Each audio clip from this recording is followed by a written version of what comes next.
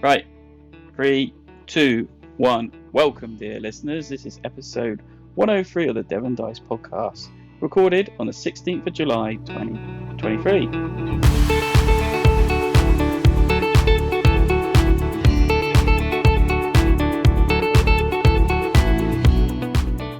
This podcast is going to be called The Heat is On.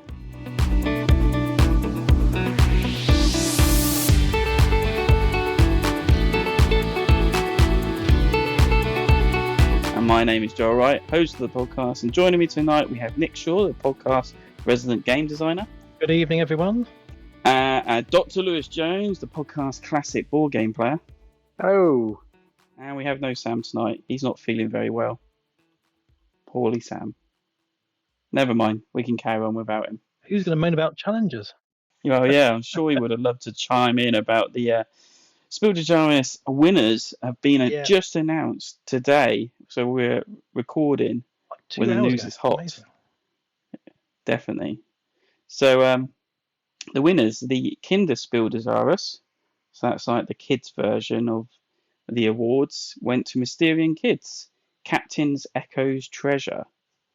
So well done to them. Looks pretty cool. It comes with a tambourine. I mean, you can't complain. I mean, original Mysterium was okay. I quite enjoyed it. I don't know, because I played it with my family thinking they'd really like it, and they all didn't, which was confusing to me. Yeah, I don't know what... it is. I guess it's quite group dependent. But this one looks interesting because, it comes with tambourine. But the person giving the clues has the tambourine, and they can only express the ideas for the image that they're thinking of by tapping or scraping or moving the tambourine in some way. It's like, which is what the echo part of the name is. That's about as much as I could get from the German overview of it on the live stream. But it looks quite interesting. I might watch the WGG play of that. My main issue with all these kids games is like I play games with my kids, and they're youngest is 6, but probably 5 when we started playing games. And most of these kids games, like the real game is not that much more complicated. Yeah, that's true. And so I've got, it's like My First Journey, Ticket to Ride, My First Journey, got the kids version of that.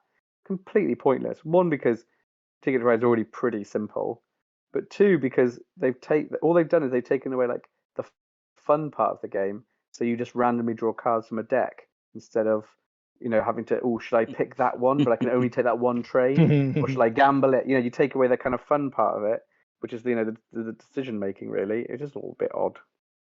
It was good that they removed the need to read for reading.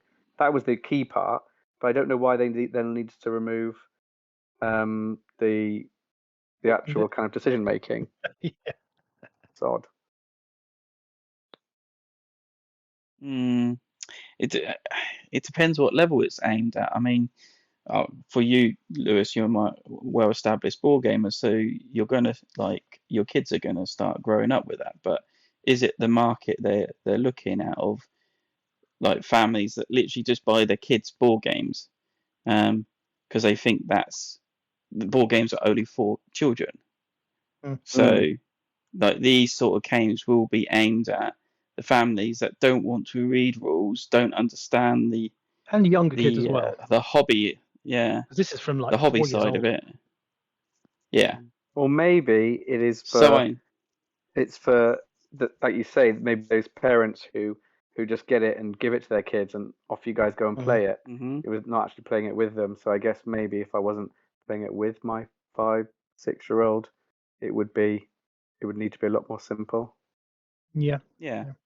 And it's got some gimmicks in it. It's got like a tambourine and things like that. So you add gimmicks into a kid's board game, and it entices the person buying the game more to get it for the kids. Oh, it's got instruments involved. Let's give this to so and so, and little Timmy will love it, kind of thing.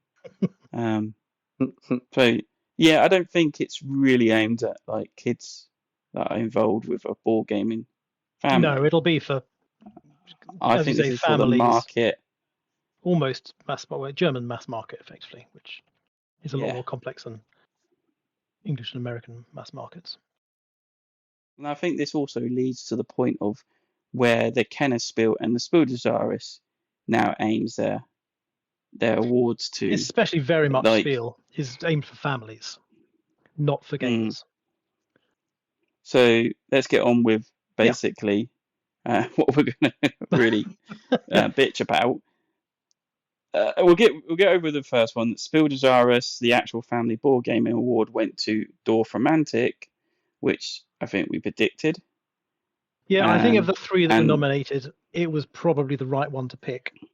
Although I wouldn't have picked any of those three, to be honest.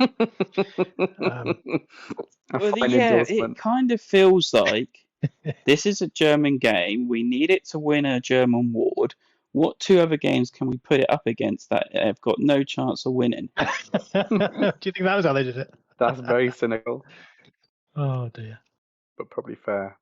I can't remember what the other nominees were or the runner-up nominees, but it kind of feels like they've basically sidled it up against two games that had no chance. Yeah, so it was Next Station London, which was the flip and write, and Fun Facts, which is a fairly average party game. And flip and writes have kind of had their time, haven't they? Yeah, but what were the ones that were next to that were also on a nomination list? They usually have a list of the short list. Yeah, they get not recommendations, don't they? As the other ones. Yeah. Have a look while we're talking. I'll have a look. All right. So yeah, that's my theory on that. Is that they wanted this game to do well. Yeah. And so they put it up against other games that are okay, but really have no chance of getting in there. That is in favour of DorfRomantik is the fact it has this kind of progressive story where you're unlocking bits, which I don't think you've had that kind of game in a Spiel nomination before. So it's a very easy game for families to pick up, and it gives this nice little campaignish type game as well, which the other two very much didn't. It's cooperative. I just don't really understand it. So on the recommendation list was Acropolis, which I hear is good. Should have been in there. Hitster, which I've not heard of. No. Kazuka, which I've not heard of. Mantis, which is by Exploding Kittens, so I'm guessing it's something Exploding Kittensy.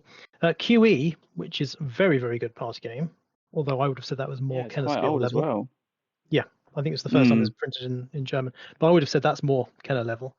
Sea Salt and Paper, which is the Bruno Cathala card game, which I thought was way too light for anything really.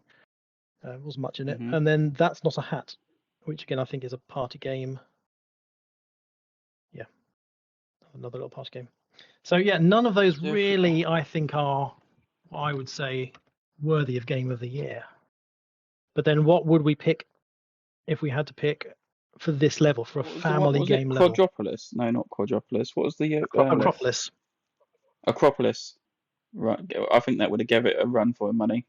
And as Sam rightly pointed out, Wandering Tower didn't get any mention at all. I'm not sure if that's why is that more Kennerspiel level or not. No, that would have been a great family one. I don't know if that's been published in Germany. Is the only question. Although it is though, because it has a German name, doesn't it? It's got a German name. Unless it was published last year in Germany, I don't know. Well, this is the thing. I think it came out just after they announced the first load of Spiel des Jahres, that last year's Spiel des Jahres. So maybe it was just one of those things that it just got forgotten about. Yeah, actually, it was announced in January last year. I think that would have been a much better fit for this style of game. It's just become a bit of a mess, hasn't it, Spiel? I know you say, it's a very family, or they pick the very family games, but one of the beauties of normally the Spiel des Jahres is even though you have very family games, it's really, really simple, really good for families. They've actually got they're really clever games that have got really great depth. Yeah. Look at some previous winners, you got Azul, that's amazing. I love that game. Niagara, that's brilliant. Alhambra, that's great as well. Carcassonne, all these games, yes, they are quite simple. Although I think a lot of these would these days would have been in the Kennerspiel level. Kennerspiel, yeah. Dominion won it in 2009. And that would definitely be in Kennerspiel these days. Yeah. Dixit, but Dixit is definitely a family game. But, But again, it's fun. Colt Express, God, that would definitely be Kennerspiel these days. Yeah, I don't know what DorfRomantik's got about it. That's my point. It's just all a bit. Yeah, it's spinning off the video game, isn't it? I think it's because it's coming off the game. It's cooperative, which works well with families. I love co-op. There aren't many co-op winners, which is quite nice to see. And I love a co-op, but I don't know what this game is. I can't quite work it out. Like it's boring. That's what it is. It doesn't do anything. What I don't understand. No. Which for families, I think it's your most simple jigsaw puzzle. It is like, as you said to me, it's like a cooperative My First Carcassonne. That it feels like that kind of level. I just prefer to play Carcassonne. But I haven't unlocked, because I haven't played it with any of the unlocks. I don't know how complex it gets. Yeah, I haven't even, but I've not had the motivation from that first game that we played to play anymore. Like I just can't be bothered to get it out of the box. It's not that rewarding. Same thing here. I've got it sat there. I keep thinking, I'm going to do it, and I was just like, no, I'd rather play something that's more fun. Yeah, more strategy. Which for gamers is I don't think it's going to be. But again, like you say, there's some. I guess maybe it wasn't a particularly good year. What's next then? Well, it's the Spiel Des Jahres, which, if you haven't guessed already, Lewis, this is the gamer's game. It's meant to be the gamer's game. Yeah, it went to a box containing a lot of cards in it that is classed as a game, but isn't a game because it's basically playing Snap. That is quite apt. So so this is Challenges, which we have discussed on previous podcast episodes. You will know probably our views on it, especially Sam's view on it. He loved it, didn't he? His new number one. His new favourite game. I think I've never heard Sam talk with so much anger. He speaks the same sort of anger that I talk about the mind. That's right, See, not a game. This should have been in this family. It's so lightweight. It's unbelievable. And it is basically. So I'm comparing it to all the previous winners and nominations for Kennerspiel, and it is joint lightest game that has been nominated at any point so far. What was the other one? The other one was Guns Sean Clever, which was when roll and rights were cool. See, but that's got more bloody decision making in it than this has. Yeah. And it's got a high rating than Challenges as well. In fact, all the games this year, apart from Challenges, have higher rating than Challenges. Challenges I think is the lowest rated game on the list, apart from the exit of the game, which won in 2017. And it's got a rating of 6.9 on War Game Geek. Wow. Again, you just go back 10 years. It's like I don't understand. Yeah, you know how you get old and you go like, oh, in my day. Well, this is only 10 years ago, and you've got things like Seven Wonders, Village, Broom Service is only 8 years ago. But I mean that shouldn't have won. But it was the same time that at least nominated was Orléans. That's an amazing game. But Wingspan was only a few years ago. How did they suddenly drop from that? Terraforming Mars was nominated as well back in 2017, and that's considerably heavier than anything else. Yeah. And it's a very odd choice to have it in the Kennerspiel, and it is an odd choice I can kind of see why they want to do it, because it is different. It does something different, but unfortunately, what it does different is it just misses out on fun for me. So what is this thing? I've heard that you've played it a bit more and you've discovered there's slightly more to it than I have played it.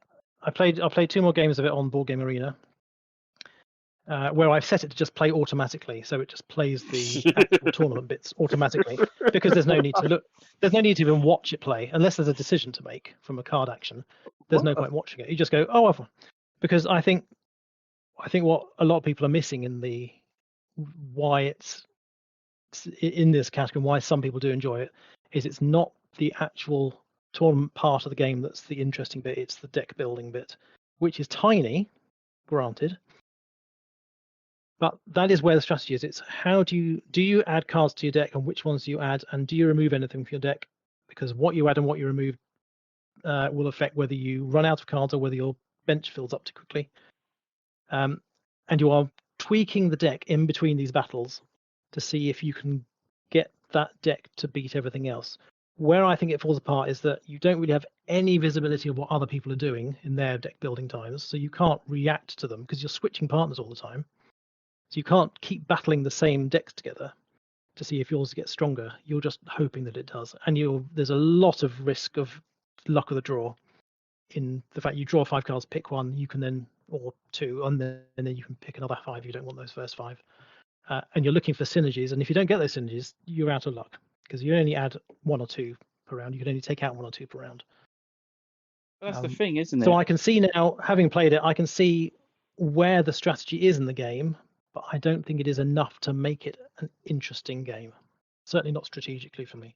No, Certainly not Seven Wonders level, is it? No, nowhere near. Or Wingspan. Yep. No. But if we compare it to similar weight games, like Fantasy Realms was nominated 2 years ago, Cartographers, the Roll and Write, The Crew, Cracking game. Guns John Clever, Quacks of Quedlinburg, all of those were about the same level in the Kennerspiel, and they all have considerably more strategic decisions to make in the game. Someone actually said that Challenges is exactly the same as Quacks and Quedlinburg. Oh, I've heard that. Yeah. And it's like, I can see where they're coming from. In the fact that you don't have a choice about what comes out your bag. No. But you do get a choice of when to stop. Yeah. And you get a lot more choice into what you buy. Yeah. And you can then synergize how you're playing. Yeah.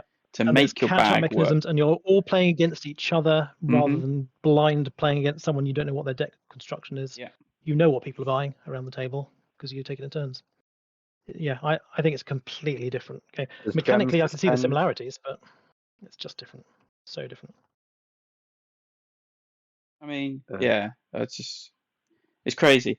What I'm sure Sam's shouting down the mic down his headphones at the moment, agreeing with. What I did like was so we watched it on YouTube, where, as Nick said, like 95% of it was in German, and I then was looking at the comments, and most of that was German.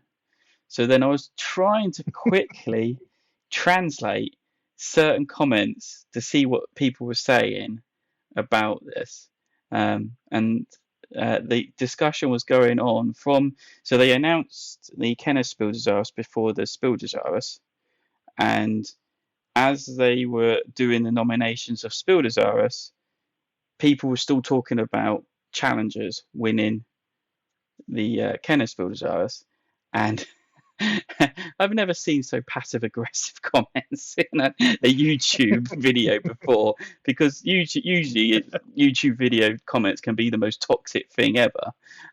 This is the German side of being toxic, I think, in some kind of cases. So yeah, I was trying to translate quickly to see what people are saying, and some of it was like quite interesting. Some of it was just like, yeah, well, it's not really that strategic, is it? But Challenges is truly an outstanding game from the Kennerspiel category, and do exactly what the award is for and what it should be celebrated.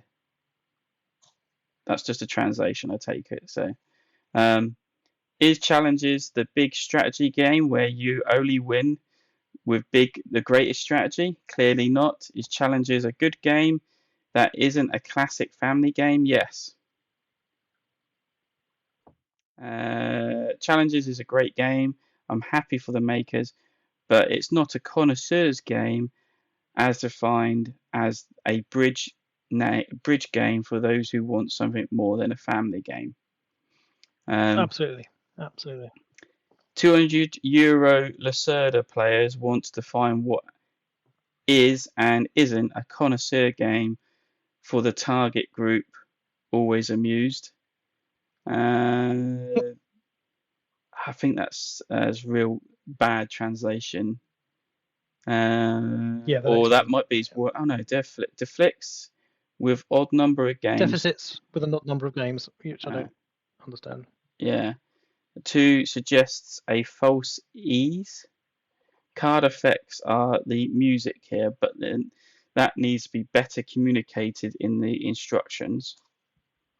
Yeah, I think that's true because it's the game is not the battles. The game is the deck construction, and that is not how it's sold. It's sold as a card battler. The above 2 I'm kind of guessing this comment was to do with the previous one, because there's so much going on that it's just hard to try and pick out what was going on. Above 2 factors are not easy to realize for the target group, so they're not acceptable.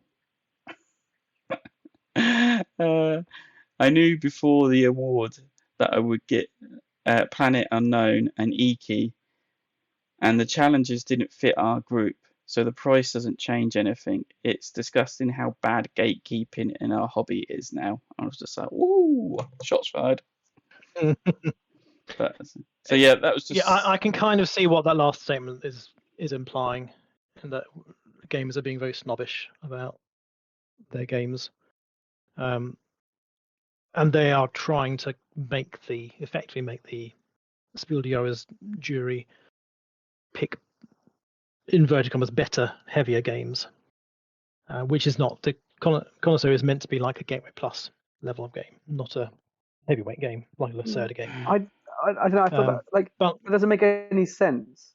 It doesn't make any sense because originally Spiel Des Jahres there was only one, and it was all games from the hobby, and there was games of all weights, and there were some quite complex games. That's fine. So then they split it off because they decided they wanted to have less heavy games, and so they had a heavy game category separate to the Spiel, which is the family game, like the more kind of family game and the easier game. The argument now is that, oh no, even the heavy game category isn't heavy enough.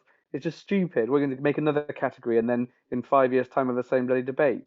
It doesn't make any sense. There's a space for games like this nonsense or whatever this game is. I've not played it, so it's hard for me to comment. It sounds like utter tripe. And that place is in Spiel, and I would in the standard Spiel des Jahres, and I would argue that you don't need to have a crap game. A good game is not defined by its weight or how heavy it is, how complex it is. Like I said, Azul is one of my favorite games. I think it's absolutely amazing. Wingspan but Wingspan was a Kennerspiel, wasn't it? But Azul, that was a Spiel des Jahres winner. Is absolutely brilliant. Like games don't need to be complex in order to be really, really good and have some great depth to them. But I kind of agree from that point of view. But this idea that what now Kennerspiel des Jahres is not a game that's allowed any weight to it is just nonsense. That's ridiculous, isn't it?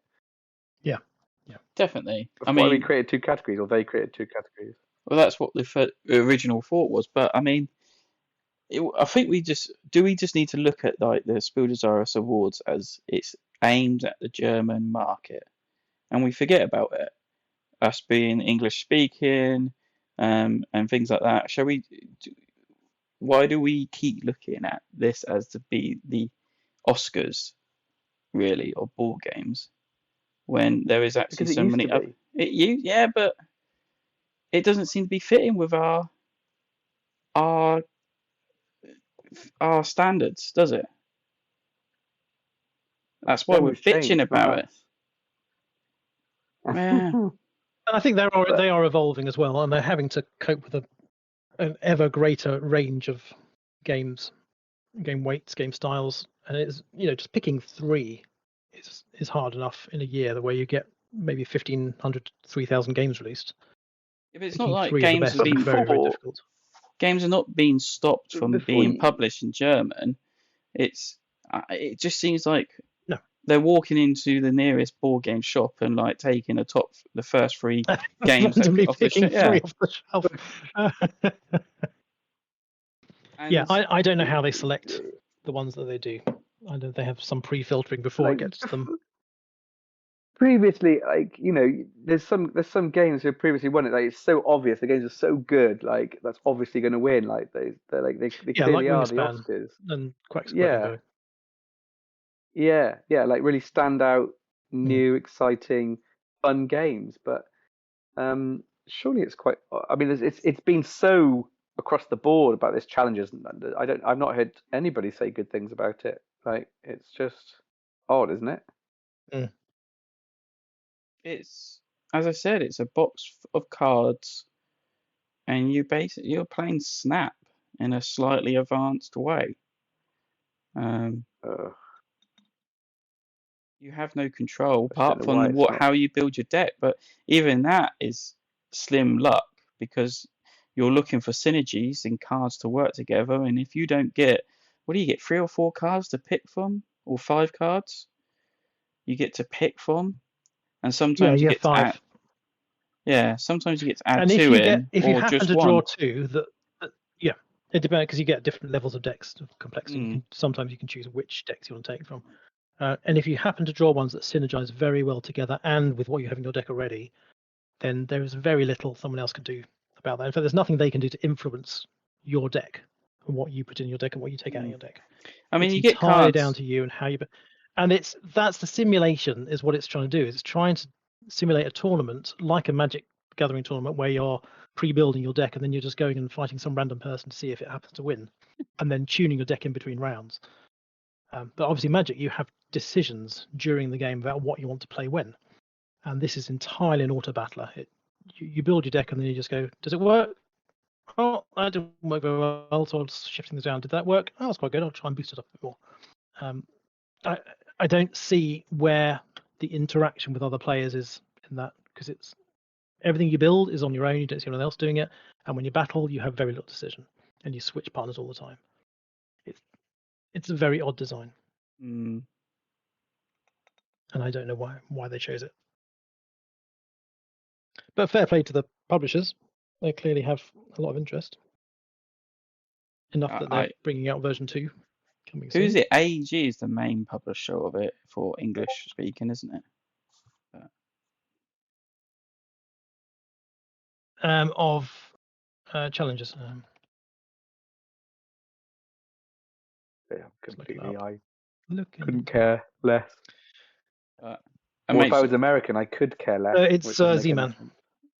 Oh, Z-Man. It makes me wonder if there's any backhanding going on here, but another conspiracy theory that could. Joel's prediction: backhanding in the Spiel Des Jahres.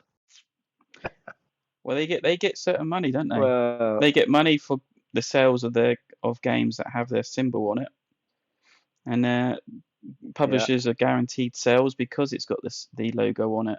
It's got the award-winning logo on it. And one of the criteria of being nominated is that the publisher has to prove that they are going to be able to keep the demand keep up with the demand, because it will boost sales considerably. So they have to be. So it can't be like an indie publisher. Didn't Pictures win one year? The game Picture. Yes, it won the main Spiel. And how many copies do we see of that now, though? I've never seen a copy of that in the wild. Good choice there. I haven't heard it being discussed good since choice. it still won. I mean, it's still got a rating of 7.2 on Board Game Geek, so it's clearly not bad. Yeah, it's a rating of 1.02, which is the lowest rating I've ever seen. If there's no copies out there for people to buy, then Spiel Des Jahres is not making their penny on each copy that sells, is it? Really? So there's plenty in the geek market if you want to buy a second-hand copy. No thanks. Right, let's move along. Everdell Farshore has been announced, a new standalone game in the Everdell universe. It basically just looks like another Everdell. Very much. It looks like a new Everdell. It has to have a tree. It has a different lighthouse, cardboard standee, like a lighthouse. Yeah. And it's got sea instead of land for the places, but effectively it's very similar style. I think what they've done is they've taken all the expansions from Everdell and they've tried to put them all into one new game, so it plays fairly similarly to Everdell from the playthroughs I've seen online. But it looks very, very pretty. The production's very, very nice. We'll have to see how popular it is. I do like there's a lot some of people Everdell. were photoshopping the name, and someone put Everdell Reskin, and then someone put Everdell Far Cry, and actually got matey that's in Far Cry sat on the boat. It's quite hilarious. I'll post that up. Nice. That is good. Because So, it is still kind of that jungly island as well, isn't it? it Yeah. fits really well with it. That is. It literally, I mean, it looks like complete reskin, doesn't it? But they've got some new mechanics in there, but it's a spiritual successor, so it's going to be very similar. It's even tagged as re-implementing Everdell because the mechanics are similar enough. Yeah, I like this picture. Anyway, new reprints announced of classic games Tigris from Euphrates from Fantasy Flight Games due at Essen, and El Grande, a new Polish or Polish edition. Polish. That's why it's a capital P. Sorry, should know my English. Yeah, so El Grande that was actually mentioned middle of June, I think, and I've only just seen the information on it. But Lucky Duck had put out these images for the new edition they're doing in Poland, which is new artwork, and it's really, really pretty. So that'll be interesting to see if they get a wider release of that edition or not, because I don't think it's in print at the moment. I'm not sure if it is. And Tigris and Euphrates, it's an FFG re-release. Theory coming in Essen. They didn't do that long ago. Well, they did Yellow and Yangtze, which was like the follow-up from. I thought they did a Tigris and Euphrates as well reprint. Yeah, they I'm might sure have there was done, a relatively recent Tigris and Euphrates reprint. I've got because I'm nearly buying it. I feel like Shut Up and Sit Down did a review of it maybe 5 years ago or something. So I wonder if it's just gone out of print and they're just going to do new printing with some updated components and artwork, maybe. Maybe. There's not a lot of information yet. Kickstarter. So we'll see. Maybe it was on Kickstarter and it never funded. Don't know. Possibly. Yeah. Don't take our word for it. El Grande is a great game, though. It is the granddaddy of area control. It's a very clever design. A lot of bad remakes of that game. Indeed. Just for Lewis, because he's so lonely in his big old farmhouse that he has, that there's a solo expansion for Terraforming Mars coming for you to try out, Lewis. Oh, that sounds like it'll make that game better. Yeah. I don't know what to say about that. Like, how to make a terrible game worse. That game doesn't have the classic mechanics that I enjoy. Let's put it that way. There we go. That's what you need to say. Yeah, it's an engine. So you might know the designers. It is by one Nick Shaw and David Turcey. Oh, him again. Never heard of him. Yeah, so I'm shoehorning it in. But it was announced. Enoch Fixelius from Fix Games announced it on his Facebook page just last week. So that'll be coming as part of the Prelude 2 Kickstarter. It's due in September, I think. Sure, there was another... Have you managed to remove the problem of randomly drawing cards? Yeah, that's what the drafting's for. Yeah, sort of. But have you managed to remove the thing where you've got one card that is exactly the same thing as another card? But I can't fix the initial design at all. This doesn't change the original design. Call yourself a game designer. Yeah. There are some things I like doing by myself. Board game is not one of them. Playing Terraforming Mars is definitely not one. And terraforming a whole planet sounds very tiring.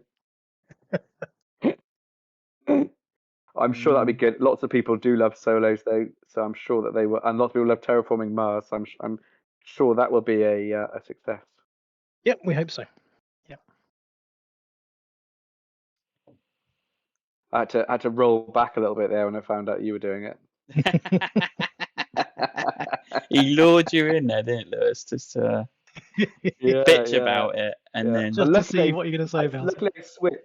Luckily, I switched quite diplomatic tones before you announced that. And I was like, "Oh shit! Thank God, I just rolled back there." I can't find it now. I don't want late pledge. Right. So I'm trying to find something for Lewis. Moving on. Nick, carry on with the Oh no! crowdfunding. You keep finding things to make me Oh, angry. crowdfunding. These are bits I found on crowdfunding the last couple of weeks. First one is actually a role-playing game, which is it's a campaign setting for D&D 5th edition, and I'm going to butcher this name. It's Obojima, Tales from the Tall Grass, and it has beautiful artwork, which is very reminiscent of Studio Ghibli. It looks like it could have come from Studio Ghibli. It's absolutely beautiful, and it is, and also inspired by Legends of Zelda as well. So this looks really, really quite nice. I don't know what they have changed in the D&D since, but they said there's all new mechanics for potion crafting. There's new subclasses of races, new spells, new monsters, new magic items, new familiars. Yeah, it has to. You have to see it really to see the kind of artwork. So if you like Studio Ghibli, then this would be possibly very up your street. Can't say I do. No comment.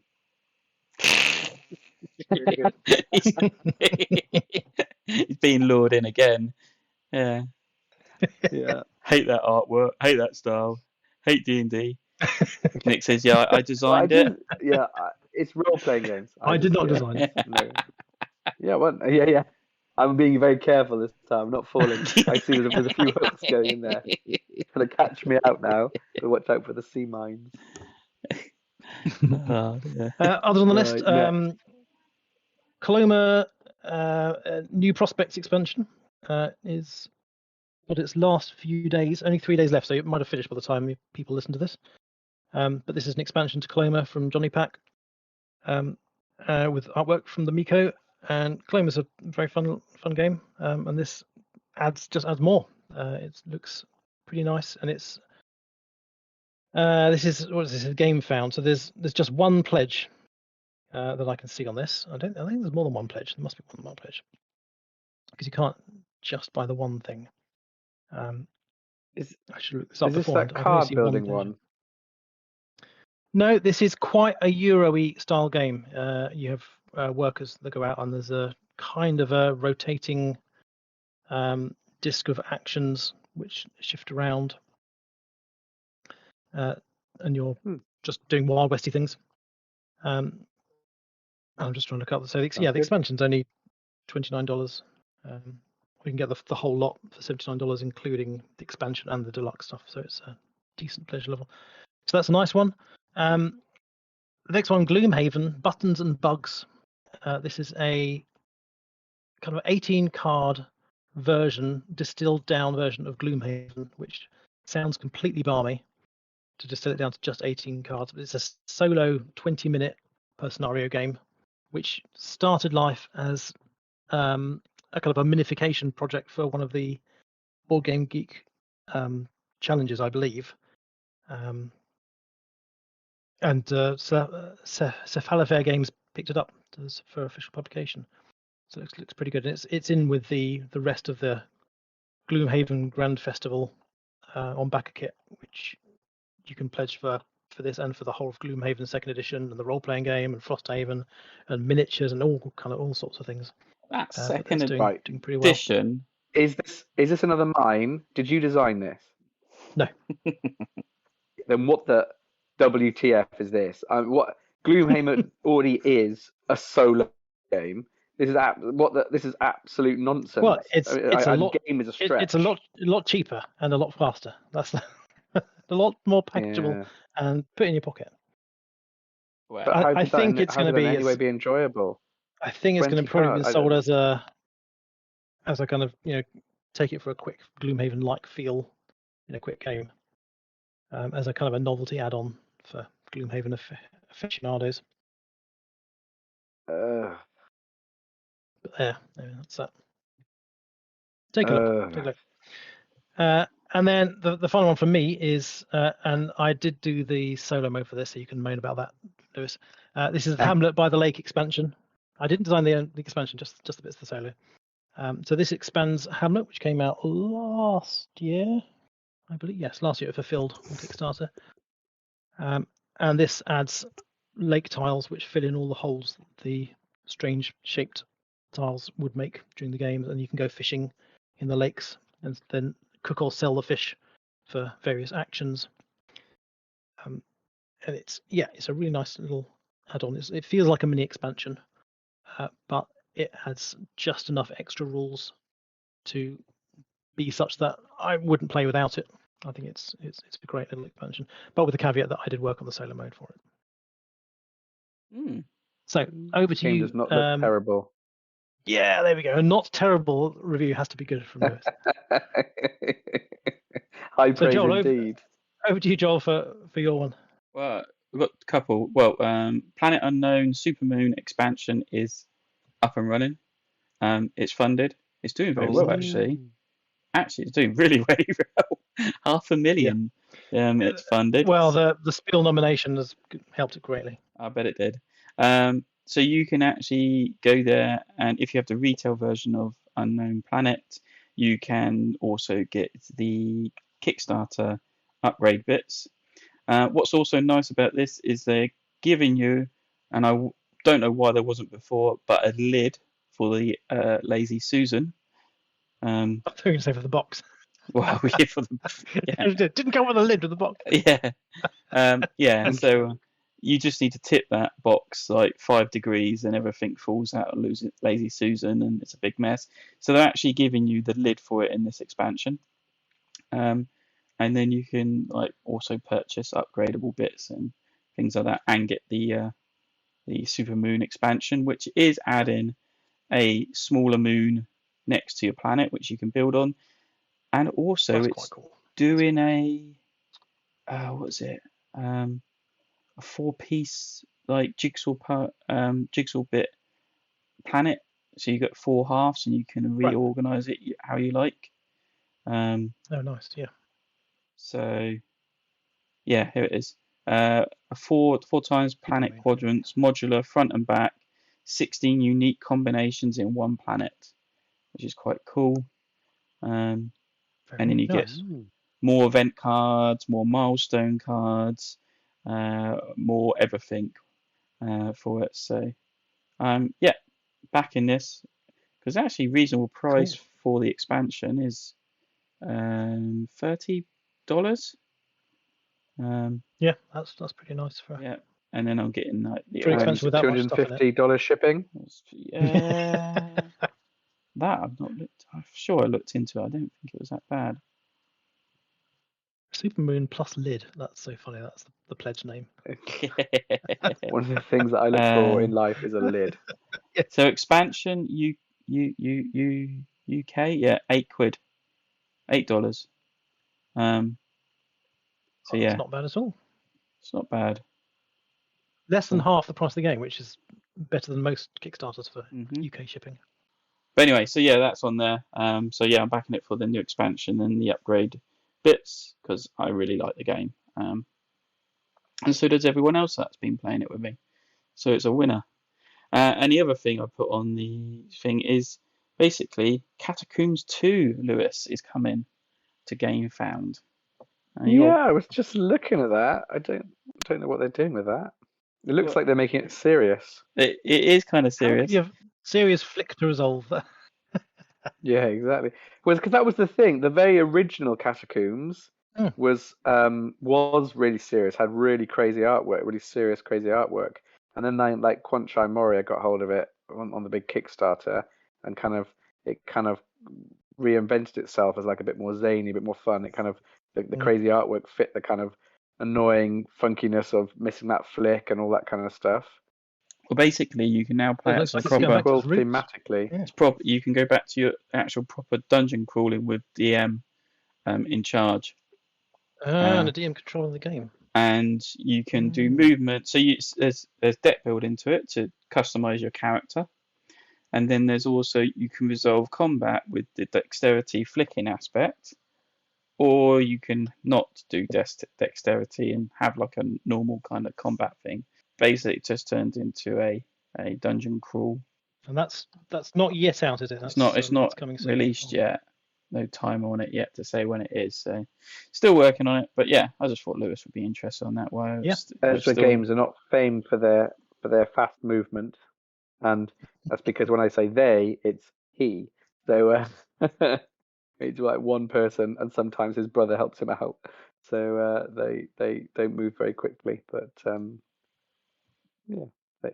they delivered when I backed their Kickstarter. The artwork looks nice, dark and moody, doesn't it? Yeah, I wonder what it's hoping to achieve though. There's a lot of dungeon crawlers around. The thing that made the original Catacombs so original was that dexterity element. You start kind of taking that away, and it kind of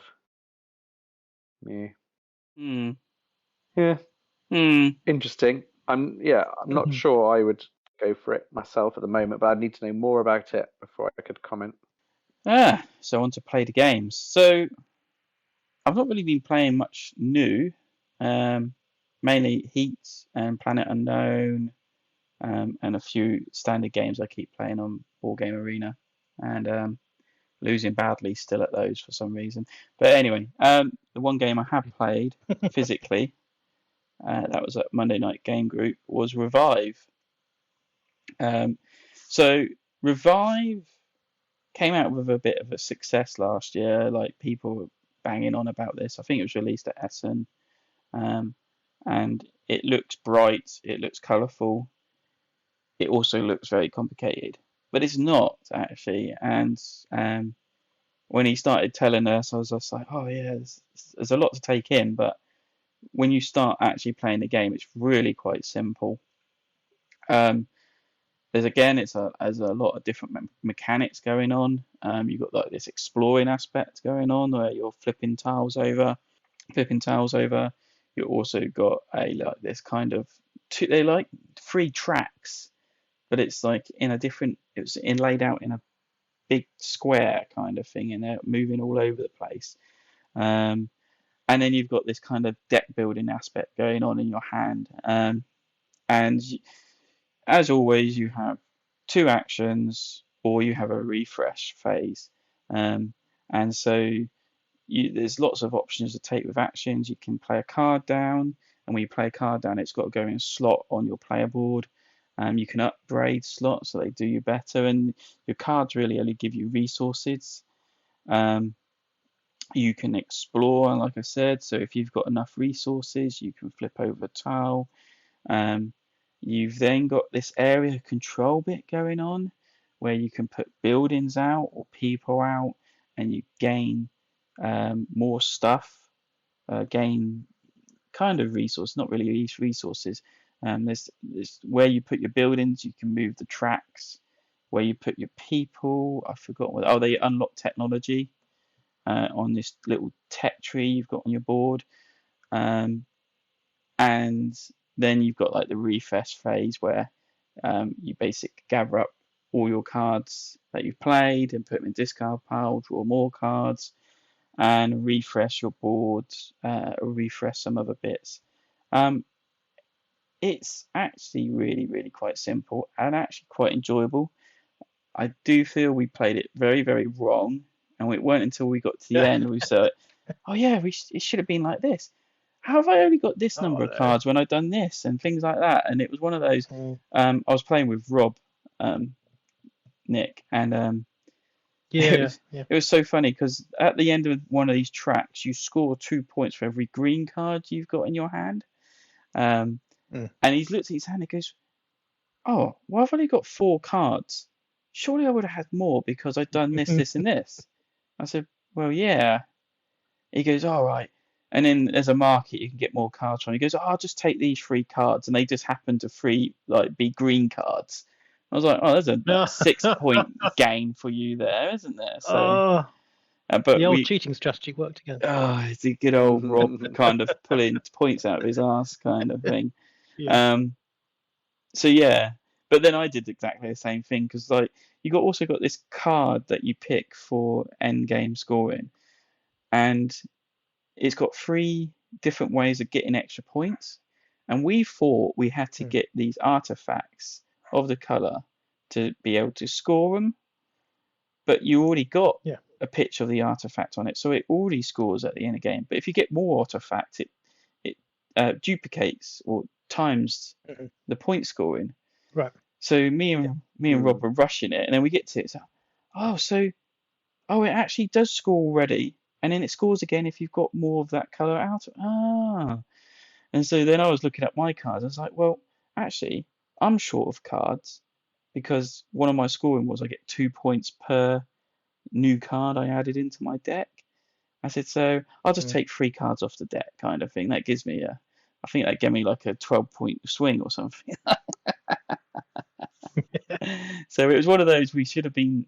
Wow. It feels like a game you need to watch other people, not only to make sure they're doing things right, but make sure they're gaining everything they should be. Yeah.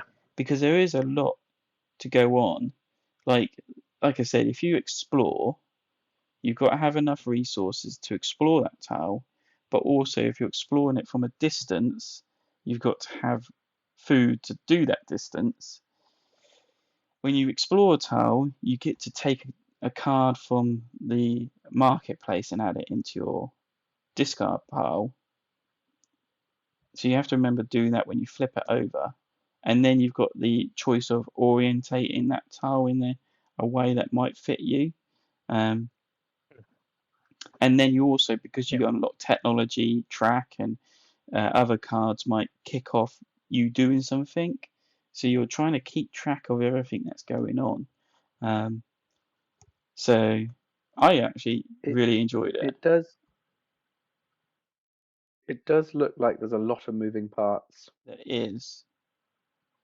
Yeah, there's a lot of moving parts in that. Definitely Kennerspiel Des Jahres game. If not, above it. Well,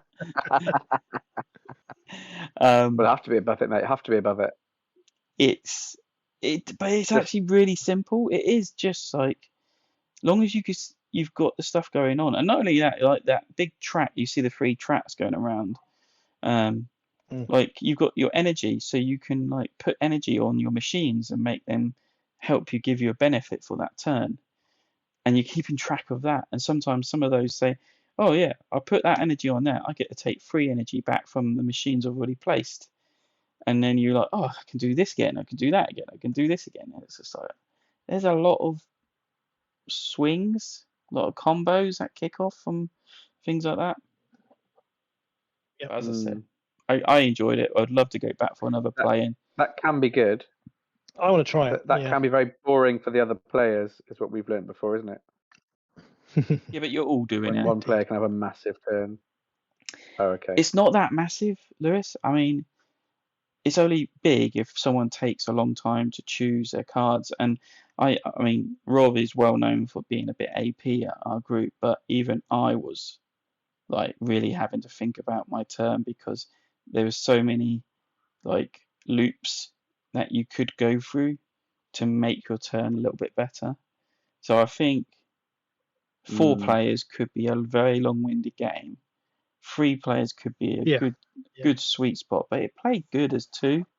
I enjoyed it as 2. So yeah. Yep, I'm up for very good at some point. Definitely. So on my list, from what I've played, 2 new games, which was nice. The first one is Connecting Flights, which came out I think last year from Kickstarter. This is designed by Rafa Dawid and was published by Bazite Games, which I think they spun up for that, just that publication. And this is a game of managing airlines, and you're trying to fly passengers on certain types of planes to certain destinations, and you're doing that by kind of creating a chain of a location and then a plane and then a passenger and another location, which then go to another plane and another passenger, and you have these chains of cards. It is an interesting game. It is actually a lot simpler than it seems at first, but also is quite complex in the individual choices you have to make. So every round you have a draft where you, or not draft, you have an auction for the different types of planes and passengers and destinations. And those are effectively they're going to affect what you can do with your chained actions. Then you can buy fuel, and you can, if there are any left, you can buy electric planes as well. and you are going to chain these things together to try and get the most efficient engine or the most efficient chain, and you get star points based on how many stars each passenger you deliver, and each passenger is either a 1, 2, or 3 star, and the 3-star passengers will only fly on 3-star planes, or will only fly to 3-star destinations, etc. And you total up how many stars your passengers, and that gives you your star rating, but also your income level for the next round. And so you're trying to balance your income, not bid too much, because then you're going to have no money to buy the things you want. And you keep doing that for, I think it's 7 to 9 rounds, and then whoever has the most star points at the end is the winner. I played it a few times before on Tabletop Simulator, I think it was, during lockdown. So this was my first play of the real version, and it played very nicely, the real version. It's if you like that kind of game of needing to chain combos of things together, and it's not that you get combos out of it, but you're trying to chain flights together, so you don't have to have multiple sets of destinations and planes. You can just use the same chain for the destination and the start location. But if you like that kind of like thing, an engine builder. it's really good. It's like an engine builder with literal plane engine.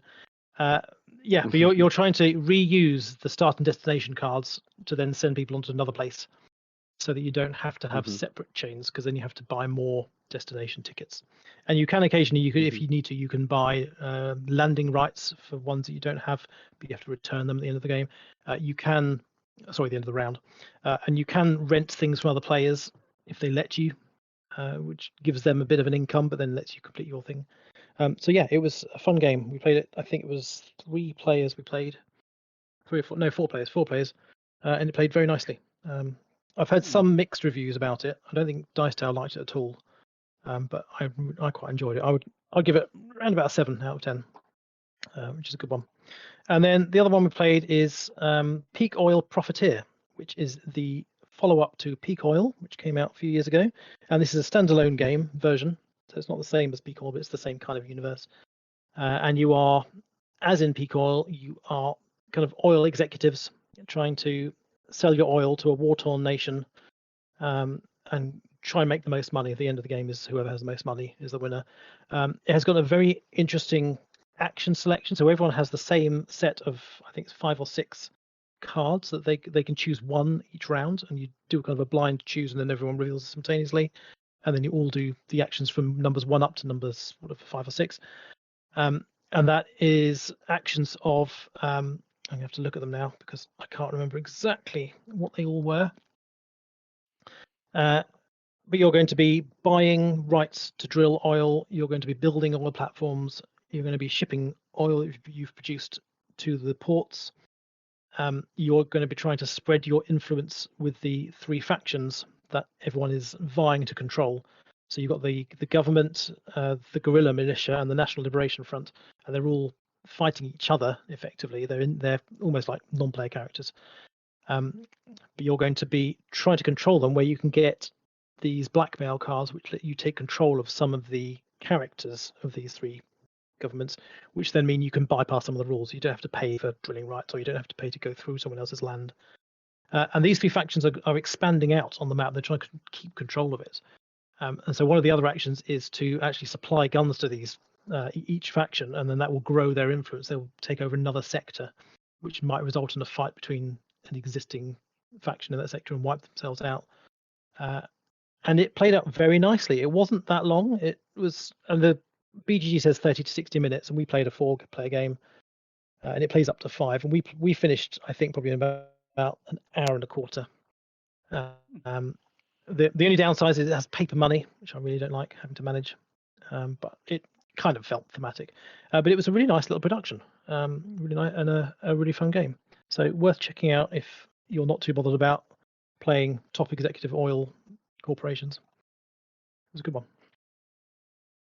Sounds good. Lewis, what have you been playing? Nothing, by the looks of it. Well, I've been staying true to my pledge about just playing the kind of classics. I still think of this one as quite a modern classic, but I think it has been out about 7 years now. And that was I finally brought it along and played it with my group, which is a game of Orléans. Oh, amazing! Oh, so good. So I forgot how good it was. Like, it's just so good. And also, like, do you know when you haven't played a game? Because I don't think I've played it since, I mean, probably 2017, 2018, that sort of time. So, like, you've forgotten everything. And, like, but you can remember bits of it. Yeah. So, like, Oh, yes. I was like, oh, those things were really good. I should go and do those things. And then, like, you go and do those things, but you've forgotten the fundamentals. Like, oh, I've completely screwed this up by not even getting those other bits. Oh, what an absolute buffoon! So that was brilliant. Yeah. So I mean, for those who don't know, obviously, Orléans is a bag builder. Some would say the seminal bag builder, like the greatest bag builder, where you buy little people in your kind of village that you've got in medieval France and Orléans, and then you put them in your bag, and then you randomly draw them out, and then they go onto your board, and different combinations of them go into different spaces to kind of unlock different actions.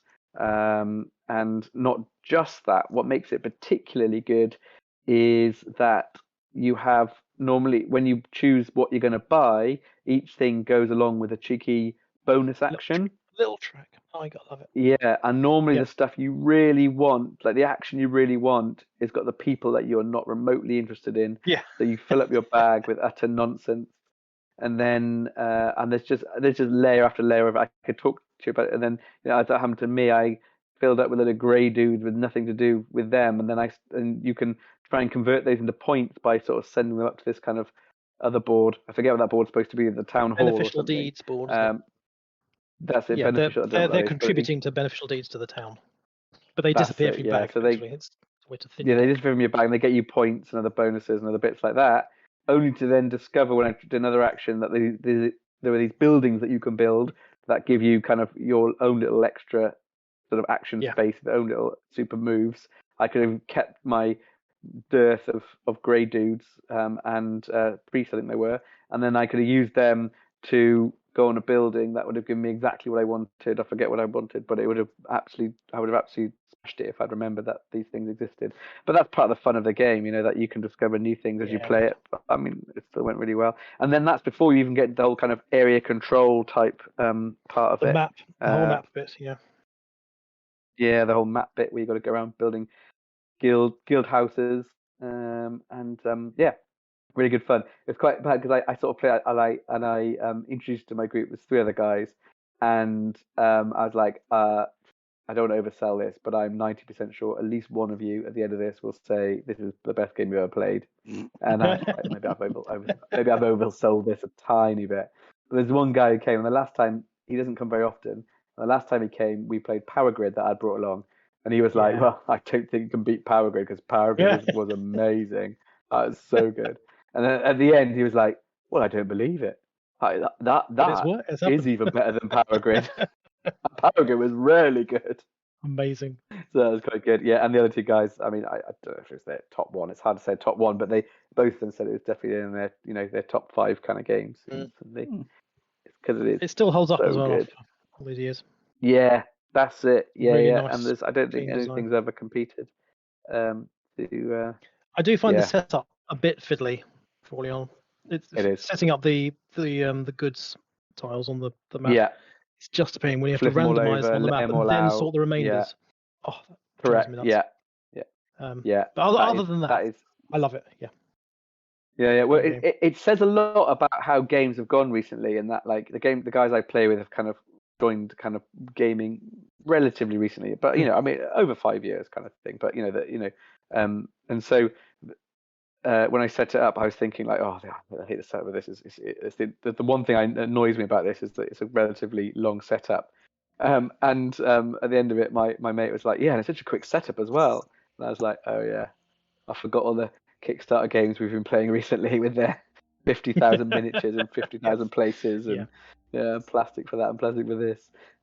So yeah, by modern standards, actually, the setup it's actually really quick. Wasn't that bad? Yes. Mm-hmm. Yeah. Pretty cool. Nice. Good choice. Awesome. But yeah, that's it. It's amazing. I can highly recommend it. And if no one has played that game, play it. Go and play it. And I'm going to go. Yeah. I'm going to say what I said before. I'm going to say what I said before we played that other game. I reckon it'll be in your if not your top 5, your top 10 games of all time when you play it. You'll love it. So we're on to our next section. This is actually going to be our review section of a game, and this month's review game is actually Heat, Pedal to the Metal. Oh yeah.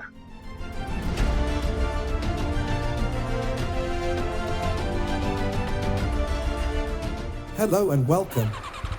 Ladies and gentlemen, start your engines and buckle up for a thrilling ride on today's episode of Pedal to the Metal. I'm your host, Joel Wright, and we're about to dive into the high-octane world of the board game sensation, Heat. Heat, Pedal to the Metal is not just your ordinary board game, it's a pulse-pounding racing experience that'll have you at the edge of your seat. Designed by the masterminds Asger Harding Granerud and Daniels Joel Pedersen, this game is guaranteed to get your heart racing and adrenaline pumping as you burn rubber on the virtual track. With the aid of the stunning visuals from Vincent Dutray's artwork, it beautifully captures the essence of the blistering speed and intensity of the race. Now, let's talk about the players. Heat is built to accommodate a range of speedsters, from solo racers to full-fledged racing teams of 6 players. Whether you're a lone wolf seeking glory or prefer the camaraderie of a team effort, this game has got you covered. But wait, there's more. Strap yourselves in because each race only lasts between 30 to 90 minutes, making it the perfect option for those looking for a quick adrenaline rush or multiple laps of heart-pounding action. Heat, Pedal to the Metal offers an array of strategic choices as you navigate the tracks, managing your heat cards and pulling off daring maneuvers to claim the coveted victory. Are you going to take the lead and push the pedal to the metal, or will you play it safe and hang back to conserve your best cards for a grand finish? Fasten your seatbelts and join us on this journey, as this game contains not just one racetrack, not 2 or not even 3, but 4 tracks to challenge your family and friends in the world of high-stakes racing with Heat, Pedal to the Metal. Upgrade on your cars with the Advanced Upgrades Cards modules. Add in weather and track conditions to challenge the most confident of drivers.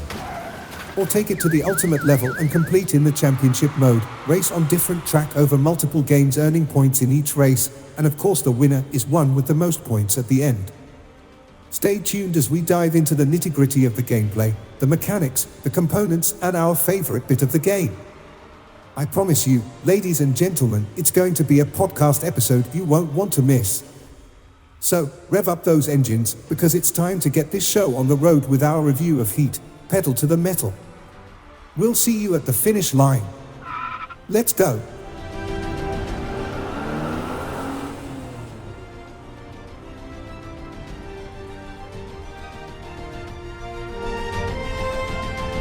Who done it? Days of Wonder. By the publisher shop, Days of Wonder. Designed by is Asger Harding Granerud and Daniel Skjold Pedersen, the designers, and the wonderful Vincent Dutray artwork. And despite what you may think, it is not Flamme Rouge 2, it is Formula D 2. And absolutely no dice in sight in this game.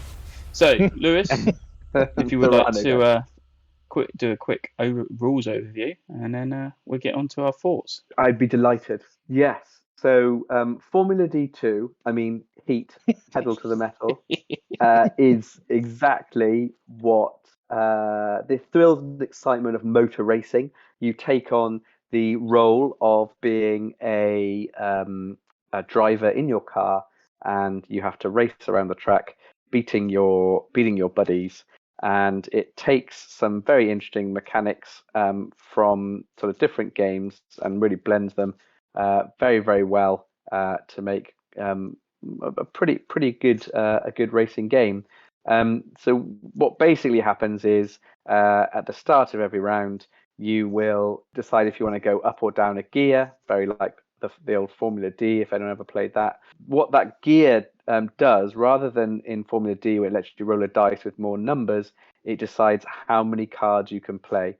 And you'll have a selection of cards in your hand that have numbers on them, and you'll play the number of cards, and then you'll add up the numbers on those cards, and that is your movement for that round. You get some cheeky bonuses where if you can land behind or next to another player, you get a little extra boost of a slipstream. The other thing that you can do is if you're right at the back, you'll get a little catch-up bonus move as well. A very interesting mechanic in it. Rather than sort of taking damage, you kind of overheat your engine, and what that does is you have a set amount of heat cards that essentially clog up your deck.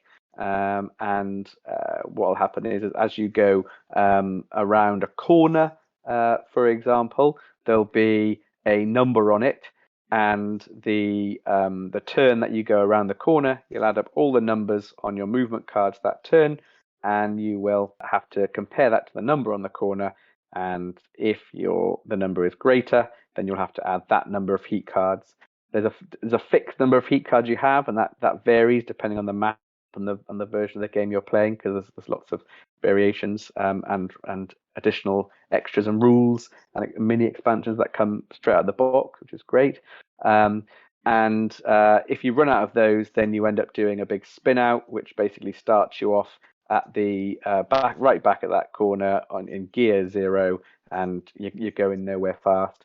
And although it doesn't kill you like it does in Formula D, it's safe to say the game is so tight that you're not going to be winning that race, pretty much guaranteed if you let yourself spin out. There are ways in which in the lower gears in your turn you can get rid of heat and add it back into that pile by removing it from your hand, and that's by being in a lower gear, or sometimes you'll get cards that let you remove heat, or being at the back lets you remove heat while it sits in your hand, clogging everything up and giving you less numbers to choose from. It's normally a set number of laps, and 2 or 3. The game comes with 4 different tracks as standard, and it's first past the line, and then you finish the game at the end of that round when everyone's had their movement. If more than one person's crossed the line, it's the person who has moved the furthest past the line that is the winner. And I think that about sums up the rules, unless anyone has got anything else they want to add. Yeah, for the base game. And there's more than one map in the base box, which vary things up. There is 4. It comes with a load of modules as well you can add in. Yeah, so for component-wise on this game, for the price, I paid for it, there's a lot of stuff for what you get. You get a lot in the box. Yeah. I mean, it is quite expensive for a Days of Wonder game, but you do get your money's worth. Yeah, but if you look at other games of the same price, I mean, you're not getting as much content. I mean, there's a lot of stuff in here I feel they could have pulled out and had for the expansion, and people wouldn't have complained about. But they added it all in. Yeah. 4 maps out of the box is unheard of now. And all these little expansion modules. Yes, I mean, a lot of times you can't go straight into these expansions. If you're teaching someone new, you've got to start with basics. They've got to understand that how your control panel works. And as I say to them, it's really important to follow the steps of your control panel in front of you. So you make sure... Which are very well outlined. The graphic design is actually really, really nice. It is in their way. I mean, sometimes some people do get confused with... once you understand it. Reaction. But it does save you. As I played it the other night, and my wife Claire went round a corner, and she went round it too fast, and she was just, I'm done now. And she basically started chucking in, saying she sped out. I was like, wait a minute, let's go back, take back your cards and what you did. And I said, okay, so did you go through the steps? And you play your cards, and then you look at, what's the next step? I can't think now. But one of them is reaction.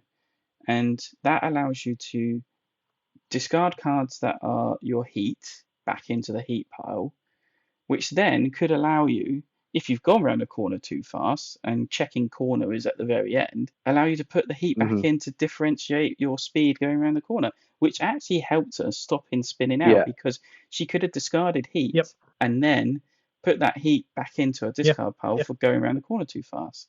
But people sometimes... The cooling section happens before you then have to take heat for the corner again, so you can get out of your hand ready to play again, because retop your pile up. But the amount of times people will just rush to, I can slipstream this person now, was like, no. Let's go through this first, and then we'll get to slipstreaming, because you don't have to do it all, but it's so just best to important, go through it, kind of thing. Yep. And once people get that idea, they say, oh yeah, now I see it. Oh yeah, that's quite clever. You can actually plan, oh, if I go around this corner a bit too fast, but I'm in second gear, I can get rid of a couple of heats. And I love it, the fact that if you're at the back, you get rid of heat as well. And it was one of those things. It's very well balanced in that way. Yeah. And once you've taught and someone it encourages the basics, you to push your luck around corners sometimes, which is I really like. Yeah. Because you can take that heat, and sometimes you have to risk doing that. So then you may not be best set up for the next turn, but you've pushed ahead to just keep up with the pack. Definitely. Yeah. And it's also remarkable how often you can predict what someone else is going to do, so you can slipstream off them as well. Absolutely. Because of the way the boards are set up and the way you have to go into a corner, and you can see, like, well, if that person's going to go flying into that corner, they're going to have to stop before that corner, otherwise they're going to get a shed load of heat. So they're probably going to stop there, which means if I go there, I can slipstream past them. And so you can really do stuff like that. It's really clever. So there's actually tons of depth to it for what is effectively playing cards and moving the number of pips. Well, this is it. Exactly. Yeah. And I do love the thing, like, it has got this rubber banding built into it. I don't know if it was deliberate or it's just accidental, but it's so brilliant. Like, again, on Wednesday night, Karen, we were playing the Italian map, and it's got a really long stretch. I think it's like 35 spaces long, and poor Karen was right at the back, and she had a bad hand on the next turn, which only allowed her to move 10 spaces. We've all hit the next corner, and she's still in the middle of the this big straight, and she goes, "Oh well, that's it. That's my game over with. I'll just poodle around the track to let you lot win." And by the time we've all got to the second corner, she's back in the middle of us again, and it was like, "So what happened, Cal? I thought you were going to poodle around this track now." And she goes, "I don't know. It I just suddenly caught up with you all lot." I was just like, "That's the game." I mean, there's no guarantee. Yeah. If someone shoots off at the beginning, they're going to win, because somehow a couple of extra turns, extra good cooling. So well, she's now in a better position than you. Going into those final corners, it's really clever. But then you say about the crashing mode. I mean, if you go into a corner too hot, sometimes it actually benefits you. Like this long straight I said about, I actually ran the corner twice too fast. And what happens if you do that? You put all your heat that you've got in your heat pile into your discard pile. You reset your card back to the corner, start in first gear, and then your next turn you start off from that position. Now you might be behind, but you're in first gear, which allows you to get rid of heat from your hand more, and gives you a kind of better chance, and especially on that Italian map. Like, the first corner's like a 5, the second corner's a 2, and the third corner's a 3. So, like, you hit that first corner fast, you've got to go down the first anyway, because you get to the second corner, it's only a 2. So you don't want to go around that too fast. So crashing kind of doesn't seem to matter in a way.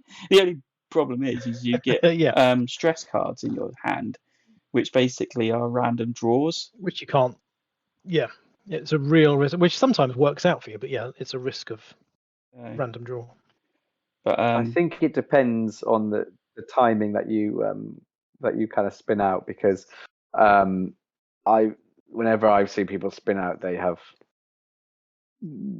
might have caught up with the pack by the end, but they're not kind of competitive in that sense. Like, they were never looking like winning.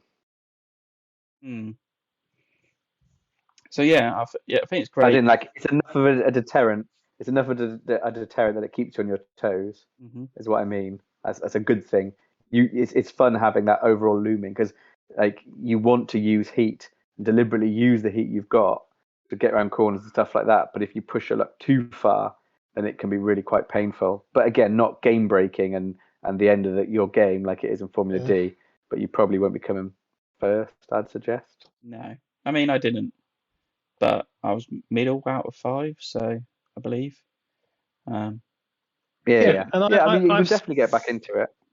I've certainly not come last in games where I spun off and other people haven't. But I haven't won when I've spun off. That's the one thing. No. Well, I mean, the There's no thing is, point. if you spin off, then you're probably pushing your luck quite hard, whereas other people are kind of going far too cautious. So you can kind of recover in Indeed. that way because they're kind of doing every corner perfectly, and you're burning up the heat that you've kind of like Joel said, you almost get a chance to kind of restart because you kind of get to cool off a load of heat because you start with on that lower gear. So yeah. What I do like is, like I said, it comes with a lot, and there's about, I'm going to say 4 modules comes in this core box already. One of them is upgrade, expand like module. So I recommend once you've played it once with someone or new parties or people that, then go to this because this definitely changes up the game. Makes it a little bit asymmetrical. But you've got like basic upgrades and you've got advanced upgrades. You can play with whatever you want, or you can mix them all together and play them. But anyway, they basically, in your deck, your starting deck, there's 3 cards, a 0 or a 5 and a heat. You take those out and then you snake draft new cards to go into it. And they really change. I mean, there's all different sort of things in there. I couldn't go through them all, but I mean, like breaks is a decision on what number you want it to be, 1, 2, or 3, or 4. You choose what it is to be. But there might be a little kind of negative aspect to it where it says you have to play a heat card from your heat pile into your discard pile if you play this card. Or there's cards in there where it allows you to discard stress cards from your hand because heat and stress cards you can't discard out your hand normally. So stress you have to play, which is a random draw, but some cards allow you to discard those and get them out your hand, and then you can draw back up to your 7 cards, which actually, if you're crashing out on corners a lot, might be quite handy in my case. So you're not filling up your hand, or you are filling your hand, but you've got something to compensate for it, and it really does change it up. I mean, there's even things where you go 4x4, where it's basically you go a 4 distance, but you also have to draw a random card, which adds onto your speed. So you've got to be aware of it, and it just that little touch, those 3 little cards that you add to your hand, will change up how the game plays for you, and it makes such a difference. Yeah. It's amazing how much that just those change it.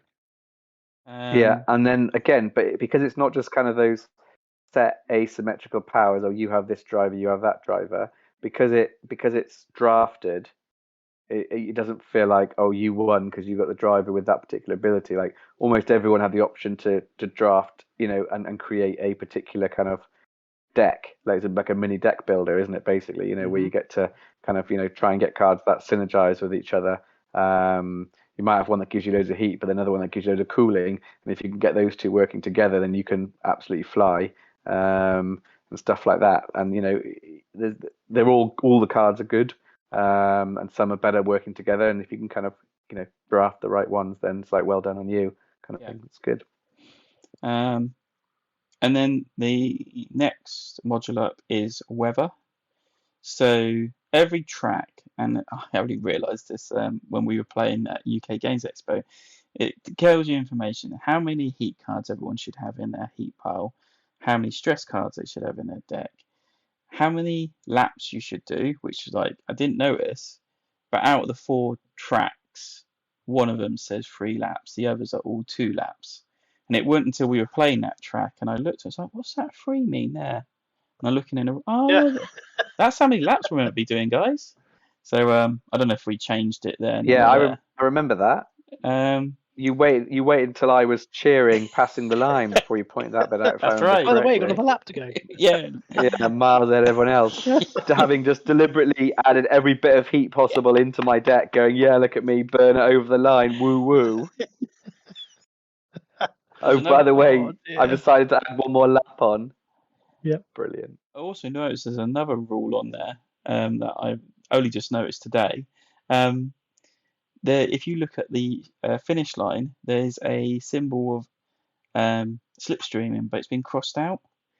And you're not allowed to use slipstreaming to cross the line or when you go past the finish line.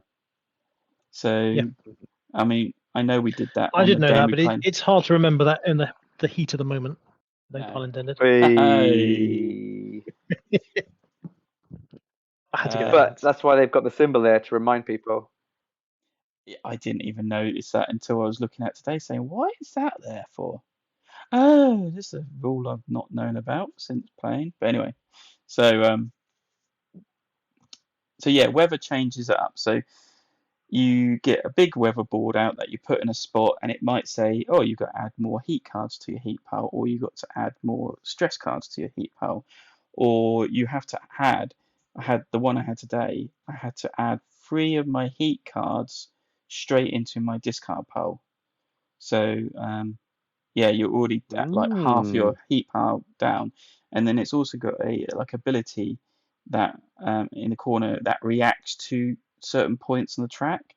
So you put that tile out, and then you have little mini tiles that go on the corners of each of the tracks of the corner of the track you're playing on. And they might say you have to put extra heat into your heat pile if you go around this corner too fast, or you can do plus or minus 1 speed at this corner, or something else. There's another something with corner. I can't remember now. But then there's also ones that doesn't actually go on the corner, goes on the section between corners.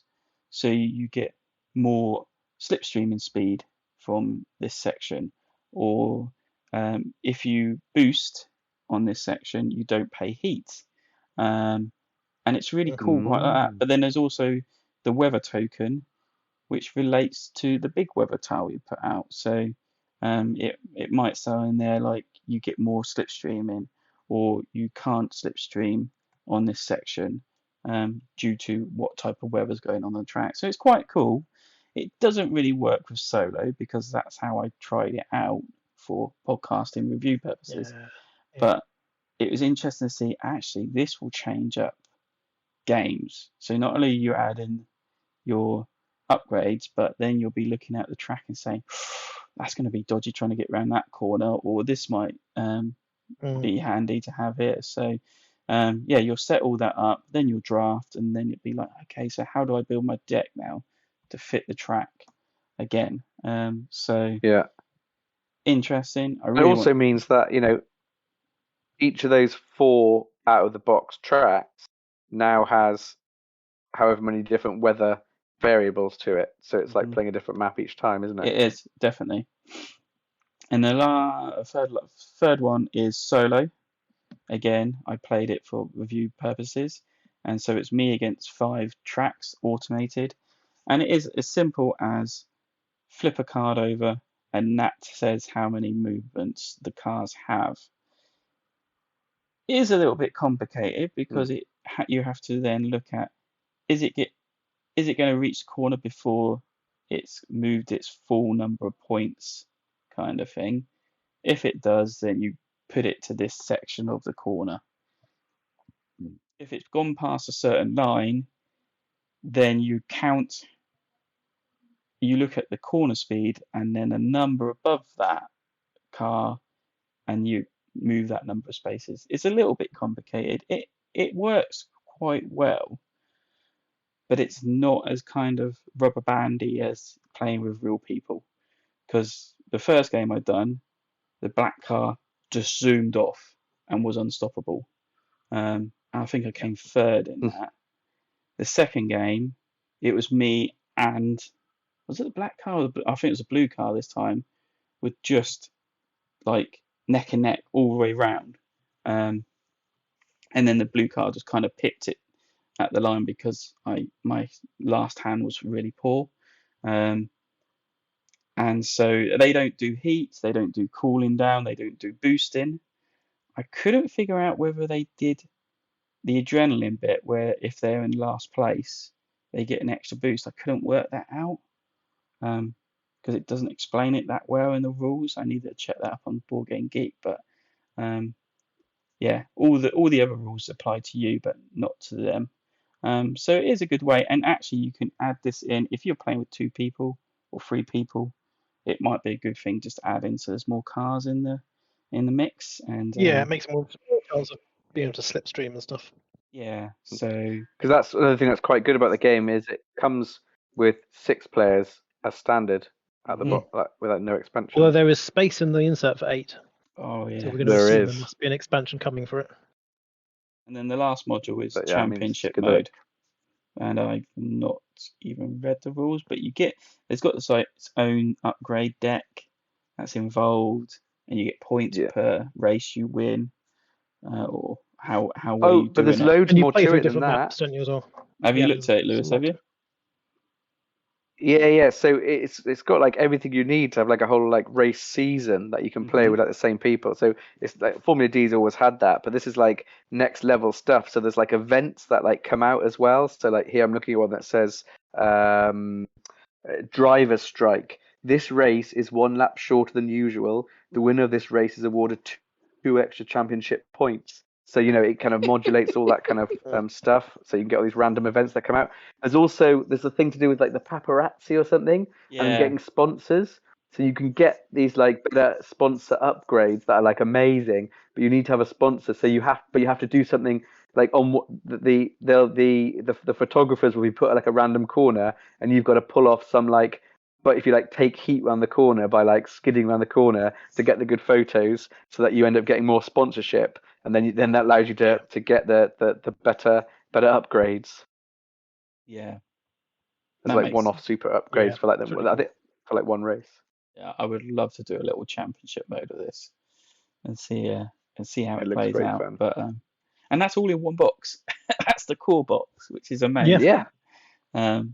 And as we did say, there's space already for 2 extra cars and joysticks or gear sticks, and a lot more space for cards. Depends if you sleeve them or not. Yeah, it's a big box. So there's space for more. So I'm really hoping that they pull out all the excited. stops for the next expansion. Hopefully a new map, but definitely I would something. expect a new map. Definitely. I don't know. You want a new map I think to be they will. like have I something think they'll have another new interesting. double-sided map. Yeah, I think there will be. But it's got to. Yeah, it's got to they'll have vary something. up the layout and the mechanics a bit. They'll make something interesting happen on it. I'm really looking forward to this. Is like Especially with 8 anticipate- cars, because I think 8 cars will be. I wonder if they'll do like three depth tracks rather than 2 or something for fitting 8 cars. I'm trying to think of what they did on the Peloton expansion in Flamme Rouge. They definitely have like a bit where it narrows down to like 1 lane, which is quite interesting for like sections, and then you've got like cobbled sections where like you can't slipstream. That had a bit, and then they had this other bit where they had like the breakaway group that starts off further ahead. That didn't work that well for us. So yeah, it'd be interesting to see what expansions that comes for it. But I think it's brilliant.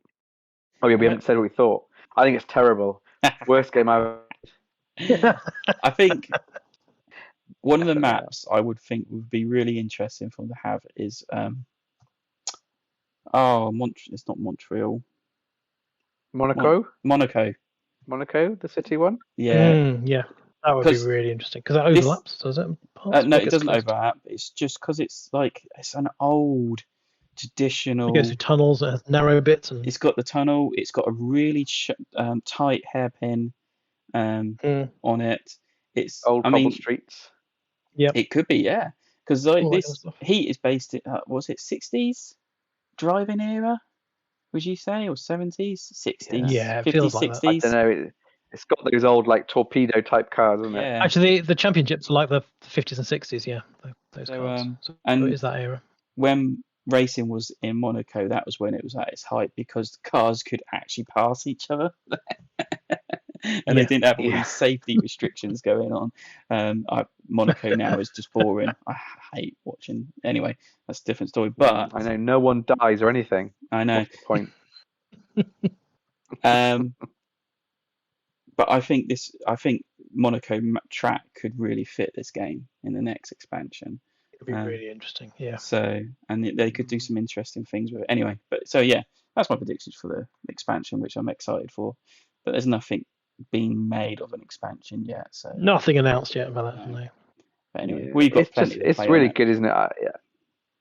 I think kind of in kind of summary in terms of our kind of thoughts, it's quite clear that we all really like it. It's a fantastic, very tight racing game that has a lot. The mechanics are very simple, very easy to pick up, but it's got a lot of depth to it, even just with the vanilla base game. That gives a lot of decisions. So you feel like, it's not just you roll a dice and move that number of spaces and you planned everything perfectly, but it didn't come off. Everything because what you'll discover as you play more is you can actually influence the chances of you drawing certain cards as well by kind of impacting how quickly you cycle through your deck. Because at the end of the round, you decide how many cards you throw away. So I've played games before when I worked out that I was coming to a big straight, and I worked out that I'd already played all my big movement cards.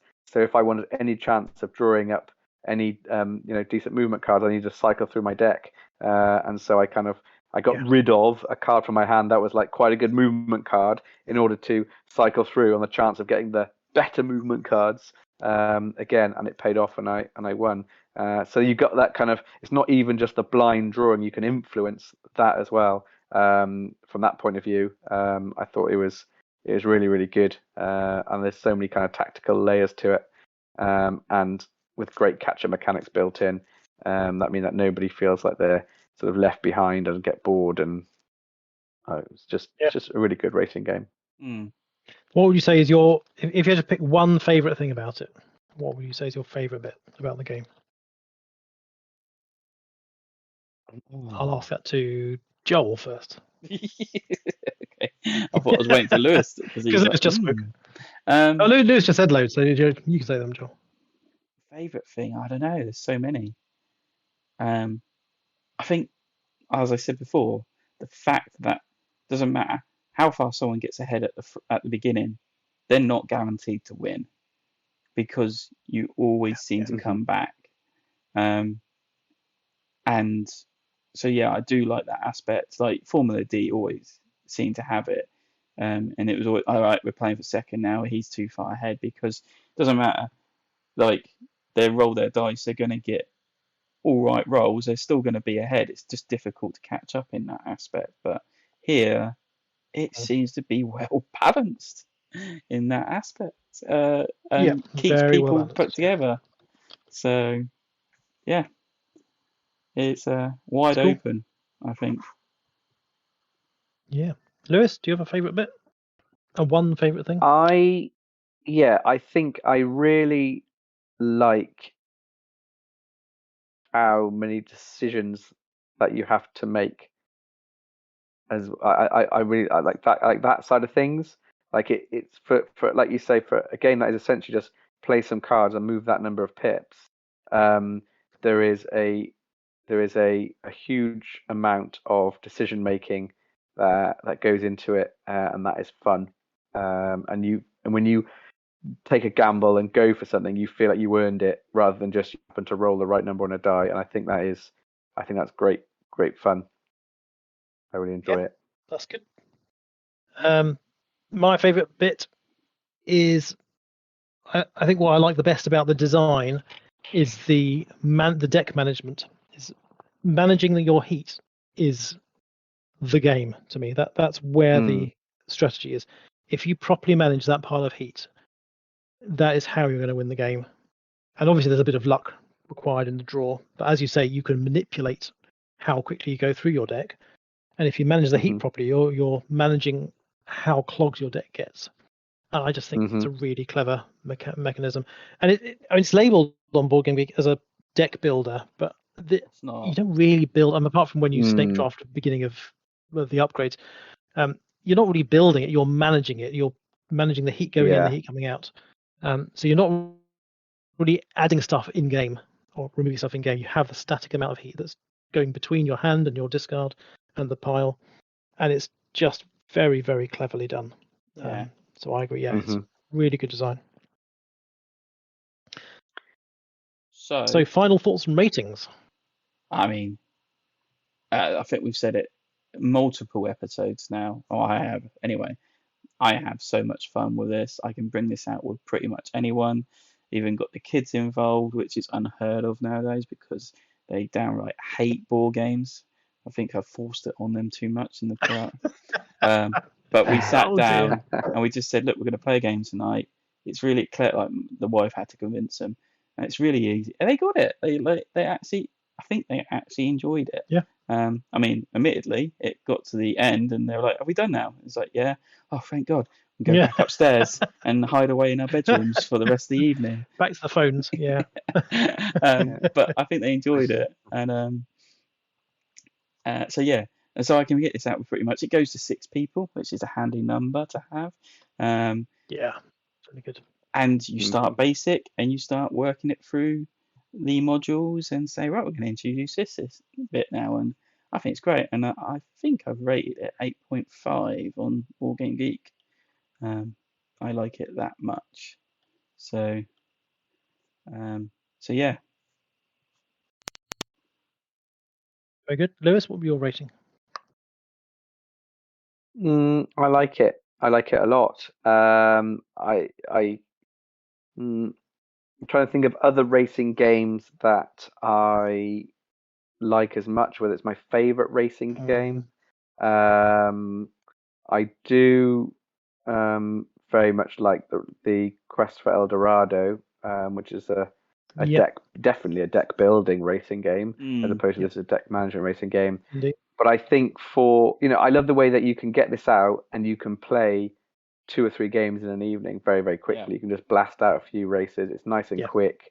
It's quite easy to pick up. The explanation is not as intuitive as you want it to be, but you can get it out pretty quickly. I think, I think I'd give it an 8 as well. I think, I think that's a strong. I think it's a strong game. I think it's a good shout. 8. Yeah, brilliant. So I am going to say exactly the same. I give it an 8. I'm very close to giving it a 9, except for the fact that it is quite an expensive buy-in. Even though it comes with a lot of stuff, I can't justify buying a copy because of the expense.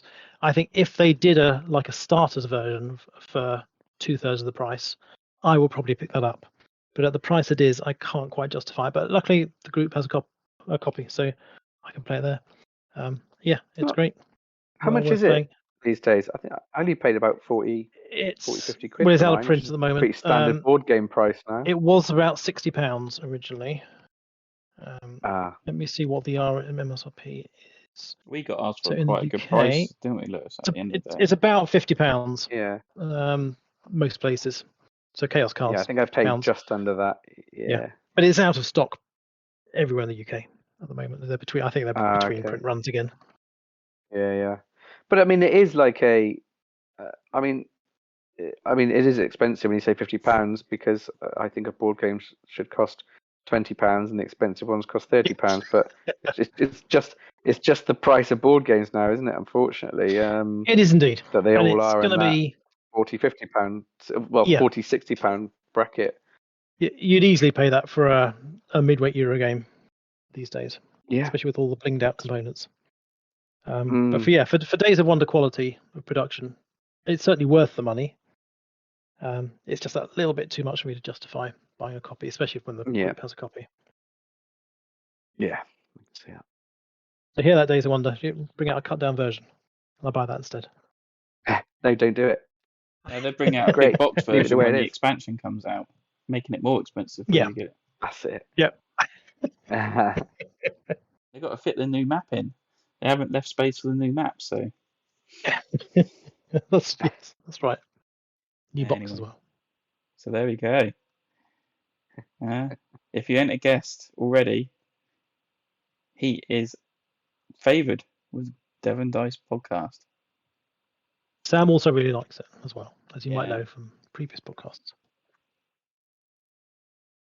Maybe I'll get his score and just add it in at the point here. Yeah. And quickly on to any other business. Nick has been watching videos about Monopoly again because he likes it. What do you mean again?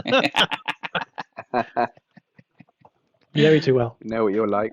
Yeah, my friend Chris posted a link to this. So this is on the No Rolls Barred YouTube channel, and it's one of those make your own Monopoly versions where they've made a communist Monopoly, and it is hard to describe it, but it is absolutely hilarious. They play a full game of it, and it's just under an hour for the full game, and it is so funny about how they have adapted it to be this communist version where you get arrested or randomly eliminated and you have to pick up a new character. And yeah, we'll put the link in the show notes because it is very, very funny. But if you look up Monopoly but communist on or No Rolls Barred, well worth watching. Yeah, very funny. In the show notes.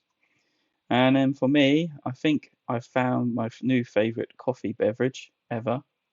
I was introduced to whipped coffee. How do you whip a coffee? Well, this is it. We were at a relative's house last weekend, and their daughter was just stood there all morning, just whisking up this brown stuff. I thought it was like Dijon mustard or something, but she was whipping for ages. And I was like, "What are you doing there?" She goes, "I'm making whipped coffee." And I was just like, "Whipped coffee?" She goes, "Oh yeah, you've got to try it." And I already had one coffee in my hand, so I downed that. And I was like, "Yeah, okay, I'm in for some of that." And it is basically like, it's really simple, like 2 spoonfuls of granulated coffee, instant coffee, 2 spoons of sugar, 2 spoonfuls of hot water, and then you whip it. You could do it electric or you could do it by hand. It's up to you, but you just keep whipping it until it goes like fluffy. And then get a cup or a glass of ice, pour in a load of milk, and then you spoon the whipped coffee on top, and then mix that through. Oh, it's so nice that I'm just like making it nearly every day. I might be a little bit. That's impressive for instant coffee, because I hate instant coffee. If you get decent coffee and it is so smooth, and especially because it's iced. Because I don't like sugar in coffee. Is it enough of a different taste from regular coffee? If you don't, is it not too sweet? That's what I'm going to say. Well, you can add how much sugar you want in it. I think the one I did today was a little bit too sweet for my taste buds, but the wife actually said that was like near on perfect. So because she likes sugar in her coffee, so yeah, I think you develop it to your own strength, but it's just the time spent whipping it. Even doing electronic, I spent a good 15-20 minutes like just like whipping the coffee. Wow. Yeah. Okay. So yeah, you can find the a recipe on like Tasty. Is it Tasty or something like that online? But it's what was it? A Korean coffee? North maybe? Korea. It is Korean. Yeah. Or South Korean coffee. But so nice, especially in hot weather. It's going to be lovely. But yeah. There you go. I'll put a link in the show notes for you. Thank you. One I found with a recipe. The link master is known as Nick, because that's how we get all the links in our script. Link master. Oh dear. So that's it, I think. Unless Lewis have any other business other than go and play Orléans. Yeah. So yes, thank you guys. Where were we? So thank you for listening to the podcast. I really hope you enjoyed this episode. Hopefully it's not as long as the timer says here at the minute. That's a long time. Anyway, so if you've got any comments or suggestions of any like game review you want to hear from, or anything we could do with the podcast, then please do it in any of the linked social media contacts in the show notes that we have. Thanks guys for taking time to do this again. Thank you. And thanks very much. Thanks for having me. And say goodbye. Goodbye all. Goodbye. Have a good one. Play more games. I think Lewis's connection is getting farther and farther away. Yeah. And more delay. Slows down more and more. Oh, dear. Anyway, thanks guys for listening. and see you at the next podcast. Bye now. Bye bye. Bye.